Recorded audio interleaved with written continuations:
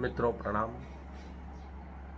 परीक्षा के चाहे कम दिवस रह गए हों, लेकिन विकास दिव्यकीर्ति जो सर हैं, पीएचडी होल्डर हैं, आईएएस की कोचिंग देते हैं, उन्होंने कहा कुछ नहीं होगा तो क्या होगा, कम से कम तजुर्बा होगा। हर पल कुछ नया सीखने को मिलता है और इसी उत्साह में आनंदित रहिए। जो भी आपकी तैयारी हुई है वह परिपूर्ण है। यह अफसोस मत कीजिए कि हमने कम याद किए हैं या ज़्यादा याद किए हैं, क्योंकि भगवान कृष्ण गीता में कहते हैं कर्मण्येवाधिकारस्ते मा फलेषु कदाचन। तेरा कर्म करने में अधिकार है। जितनी आपकी क्षमता है आप उतना ही कर्म कर सकते हैं। आप अपनी क्षमता से बाहर ज़्यादा नहीं कर सकते और भाग्य, परिस्थिति, देश, काल इत्यादि के द्वारा सफलता तय होती है। आप सिर्फ कर्म करते जाइए। आपका कर्म पर ही अधिकार है, इसलिए परिणाम क्या होगा उसकी चिंता छोड़ दीजिए। परिणाम कई परिस्थितियों पर निर्भर करता है, वो आपके हाथ में नहीं है, और जो आपके हाथ में नहीं है उसकी कभी चिंता नहीं करनी चाहिए। वो परमात्मा के हाथ में है, किसी और के हाथ में है। आप वही कीजिए जो आप कर सकते हैं। इस समय का सदुपयोग कीजिए। जितना आप परिश्रम कर सकते हैं वह कीजिए, क्योंकि हम वही चीज़ सुनते, पढ़ते, देखते हैं जो हमारी रुचि का हो। हम कठिन अभ्यास करने से डरते हैं और हम वही चीज़ें बार बार देखते, दोहराते हैं जो हमारी रुचि की होती है।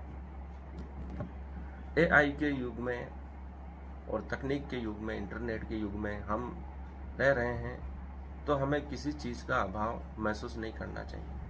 जो ऑक्सफोर्ड यूनिवर्सिटी के प्रोफेसर स्टूडेंट को जो सुविधाएं मिल रही हैं या विश्व स्तरीय लोगों को सुविधा मिल रही हैं, आज वे सब चीज़ें इंटरनेट पर मौजूद हैं।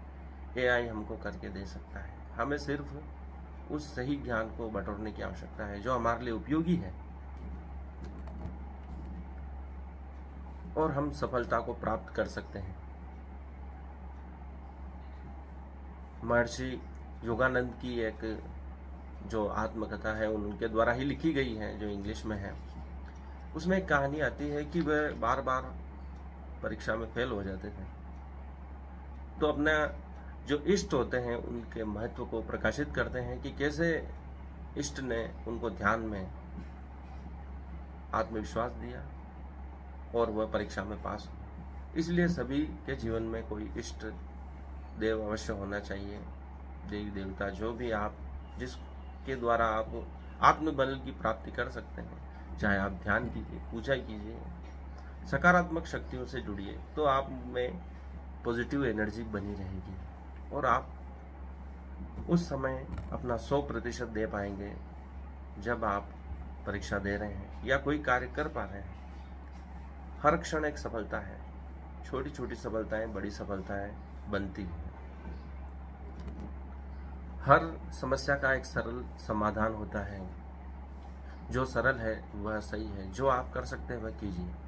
इस समय का भरपूर उपयोग कीजिए। मन चंचल है, बार बार भटकेगा, लेकिन वापस आप उसको सही दिशा में ले आइए। जिसकी आप तैयारी कर रहे हैं उसमें मन लगाइए। यह मत सोचिए कि हमारा इतना समय बर्बाद हो गया। जो बीत गया सो बीत गया, वो लौट के नहीं आ सकता, लेकिन हम उसके चिंतन में वर्तमान का समय में भी बर्बाद कर रहे हैं।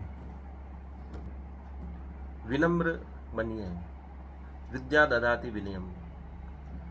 विद्या से विनय प्राप्त होता है और विनय के द्वारा विद्या प्राप्त की जा सकती है। दोनों एक दूसरे के पूरक हैं। जितना आप नम्र होंगे उतने ग्रहणशील होंगे। घड़ा जब खाली हो जाता है तो ही उसमें जल भरा जाता है। हमारा अहंकार हम निकाल पाते हैं, उसके बाद ही कुछ सीख पाते हैं। अपने आप को रिक्त रखिए। चारों तरफ से ज्ञान बटोरिए। हर चीज कुछ सिखा रही है, वह आपके लिए परीक्षा में उपयोगी है। इसलिए चारों तरफ देखिए और प्रसन्न रहिए। दिव्यकीर्ति सर कहते हैं कि यदि आप आईएएस परीक्षा में पास नहीं भी होते हैं, लेकिन आप जो उसकी तैयारी कर रहे हैं उससे आप बेहतर इंसान जरूर बन जाएंगे, जो आपको जीवन में सफलता दिलाएगी। आप एक बेहतर इंसान बन के आसानी से जीवन यापन कर सकते हैं। कोई न कोई रोजगार आपको मिल ही जाएगा। उसी प्रकार जो भी आप तैयारी करते हैं वह जीवन में अवश्य काम देती है, एक बेहतर इंसान बनाने में मदद करती है। पांडवों को जब वनवास हो गया था तो कृष्ण ने उनको चुपचाप बैठे हुए देखा तो उन्होंने कहा कि सब कुछ न कुछ तैयारी करते रहें, अपने आप में निखार लाते रहें। ये जो वनवास का समय है आपकी तैयारी का समय है। यदि आपको समय मिल रहा है तो आप उसमें अपनी योग्यता बढ़ाएं, और जब भी अवसर आएगा आप अवश्य सफल हो जाएंगे। क्योंकि जिस समय लोग विश्राम कर रहे थे उस समय में भी आपने कर्म किया, तो आप उनसे एक कदम दो कदम जरूर आगे बढ़ चुके होंगे, क्योंकि आप लगातार अभ्यास कर रहे हैं। और जो विश्राम कर रहे हैं वो अवश्य पीछे रह जाएंगे। और आज मोबाइल स्मार्टफोन के युग में हर व्यक्ति मोबाइल में स्मार्टफोन में डूबा हुआ है, इसलिए सफलता प्राप्त करना बहुत आसान है। यदि आप मोबाइल को स्मार्टफोन को छोड़ पाते हैं, चाहे आधा घंटा 2 घंटा उसको फ्लाइट मोड में रख कर पढ़ पाते हैं या अपना कार्य कर पाते हैं, तो आप उन लोगों से बेहतर हो पाएंगे जो दिन रात स्मार्टफोन चला रहे हैं। इसलिए जितना भी समय बचा है वो कीमती है, उसमें भी सफलता प्राप्त की जा सकती है। ऐसे कई उदाहरण हैं जिन्होंने कम समय में भी सफलता प्राप्त की है।